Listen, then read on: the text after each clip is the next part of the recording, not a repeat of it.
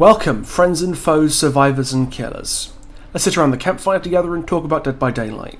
Specifically, the recent epidemic of DDoS attacks on streamers and content creators, what might be causing it, and a recent tweet by Behaviour that's got people a little, hot under the collar, shall we say. In case you're not aware, a recent wave of DDoS attacks have been crippling streamers and content creators for Dead by Daylight. And this isn't the first time this has happened. Back in the autumn of 2021, this was happening to a lot of streamers and content creators as well. When it died down at the start of last year, a lot of people were fairly sure that Behaviour had found the vulnerability and the issue had been quietly resolved.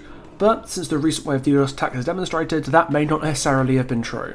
Admittedly, Behaviour never legally announced that the problems had been solved, so there's a very real chance that the DDoSers simply got bored, which meant the problem more or less solved itself. But now that it's back with a vengeance, it's clear that a more permanent solution needs to be uncovered by Behaviour, and quickly. If you can think of a major streamer for Dead by Daylight, at least one who plays on Steam, there is a good chance that they've been DDoSed at some point in the past couple of weeks. If they haven't, they've instituted specific countermeasures to ensure that doesn't happen. Perhaps using a VPN, or playing on an Epic Game Store account or other similar alternate account, where hackers don't seem to be able to get to them. Before I go into Behaviour's responses to the 2023 DDoS epidemic, I want to briefly outline what a DDoS attack is for someone who might be familiar with the concept. A DDoS attack, or distributed denial of service, is a form of cyber attack where the internet connection of a person or business or server is overloaded with spam requests until it's rendered basically unusable. Targets of DDoS attacks are flooded with thousands or millions of superfluous requests, overwhelming the machine and its supporting resources. In layman's terms, choking your internet connection with tons and tons of requests until it just breaks. Think of your internet connection like a mailbox, and every piece of data that you collect from the internet goes into that mailbox like a letter.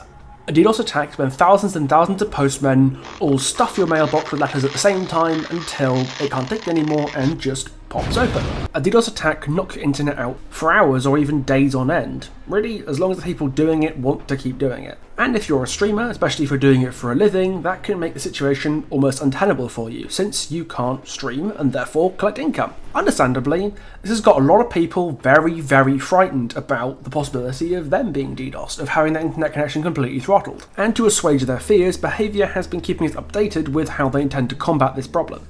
Obviously they can't give us the blow-by-blow because they don't want to give the hackers more information than they otherwise would, but they have to maintain some line of communication with the player base in order to convince people that something is being done, that it is being looked into. But a recent tweet by Behaviour has got a lot of people very, very angry, and on the surface, you can see why. An uncharitable reading of this would be Behaviour basically saying, these DDoS attacks aren't really DDoS attacks, they're just game crashes, and we fixed that so everything's going to be fine.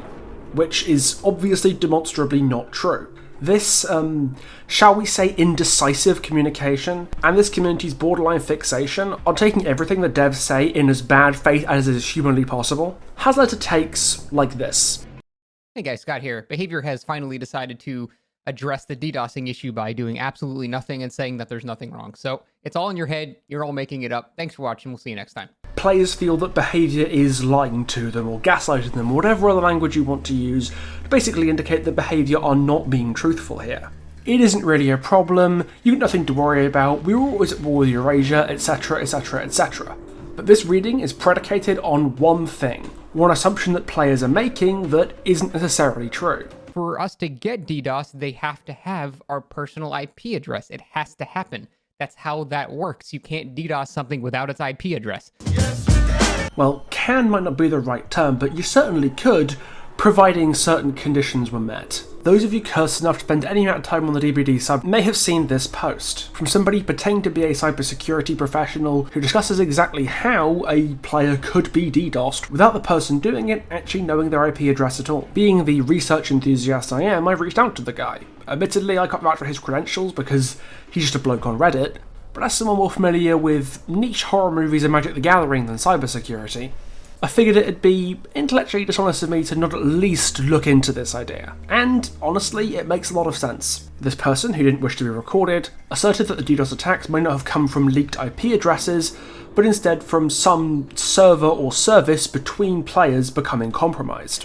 Dead by Daylight runs on dedicated servers, which means that data packets get sent from the server to the individual players in a match that inform their client what's going on at any given time. If these servers were to be in some way compromised, then cyber attackers could manipulate the contents of the packets from the servers, knowing that these manipulated packets would be sent to the players of the lobby that server is governing at that moment. Notably, this would not require knowing their IP addresses, only being able to access the server that's sending them the data. To bring back the postbox analogy, it'd be like if, instead of them sending the letters directly to your mailbox, they're sending them to a PO box with the confidence that they would be forwarded onto your, main mailbox. They don't need to know your actual address, they just need confidence that the manipulated data that they're loading in is going to get there. The actual game servers do the rest of the work for them. This could be an issue with Behaviour's direct game servers, or it could be an issue with something else entirely, such as the Steam multiplayer network. Anything that sends data to players and doesn't validate or check data for things like size and form could potentially lead to these DDoS attacks if they become compromised. But all of this is on one proviso. If the game servers or something similar is what's carrying the data to these players in the first place, these DDoS attacks should only be happening either when a player is actually playing the game, i.e. communicating with the servers, or shortly afterwards. Once the connection between the player and the server is broken, then these packets stop being able to be sent. This is at a contrast to a potential IP leak, because if your IP is leaked, you can be DDoSed much more easily. As long as you're on the internet without a VPN, and your IP address gets leaked, then you can be DDoSed, regardless of the servers you're connected to. The biggest thing that would sink this theory of it being a server issue rather than an IP leak would be if streamers and players were getting DDoSed when they weren't actively connected to game servers. Fortunately, despite all the reports of DDoSes, I've not heard a single one in which the players who are being DDoSed weren't actively playing the game at the time that it started. If these DDoSes were being caused by an IP leak from Behaviour, they'd be able to happen 24/7. And doubtless players would be doing this 24/7. You really think if the IP address of somebody like Ots or True Talent was to get leaked, they wouldn't be being DDoSed every hour of every day until their IP address got changed? But as far as I'm aware, that isn't what's happening. They're only being DDoSed when they're actively playing the game. The difference to player experiences might be ultimately insignificant,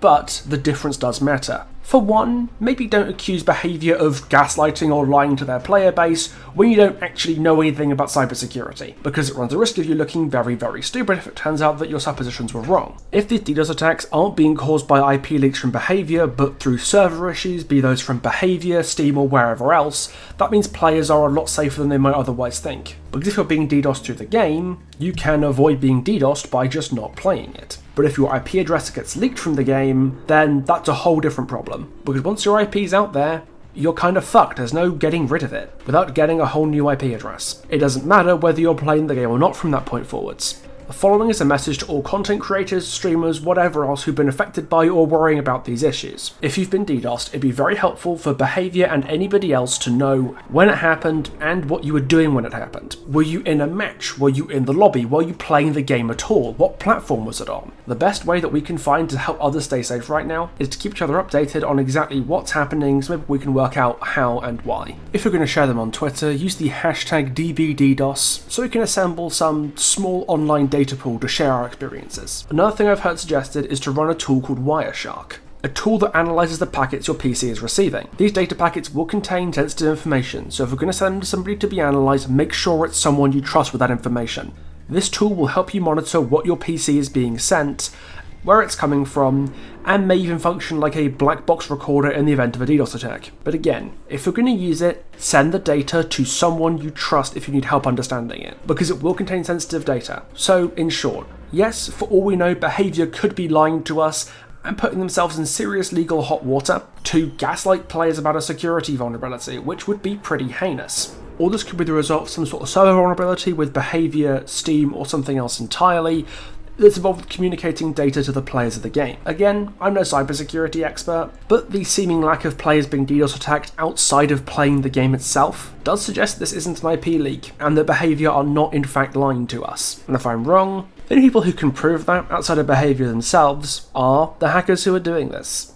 So if any of you feel like gloating at Saturday morning cartoon villains and explaining your evil plan to the whole class, then my DMs are always open. If not, I guess I'll see you for the next video. The Reddit thread I was referring to is linked in the description, so you can go check that out if you'd like. And while you're down there, do feel free to do a bit of subscribing because it would go a long way. I know we talk about lore and horror movies, cybersecurity isn't really my thing, but I just thought I'd weigh in because, after all, research is one of the things I do best. And if there's one thing I really can't stand, especially in this community, is people jumping to conclusions about something that they ultimately don't know a lot about. In any case, I guess I'll see you next time. Ta-ta for now.